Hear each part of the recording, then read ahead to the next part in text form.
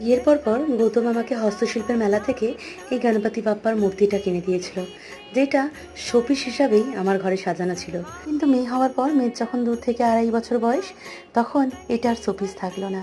খেলার ছলে উৎসাহ ওর গণেশ দাদাকে স্থাপন করে ফেললো। রোজ নিত্য ফুল, জল আর নকুলদানা দিয়ে পূজা দেওয়া শুরু করলো। মেয়ের নিষ্পাপ মনে খেলার ছলে যে পূজাটা শুরু করেছিল, সেটা কিন্তু আমি আর বন্ধ করিনি।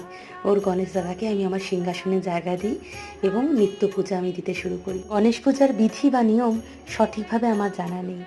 খুব সাধারণভাবে ঘরোয়া পদ্ধতিতে আমি এই গণেশ চতুর্থী পালন করে থাকি। আর এত বছর ধরে মেয়ের প্রথম পূজা করা মূর্তিটাকেই আমি পূজা করে আসছি।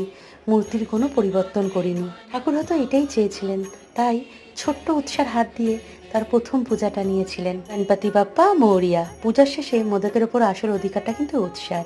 আর ভিডিওটা ভালো লাগলে লাইক, শেয়ার, সাবস্ক্রাইব করতে ভুলো না।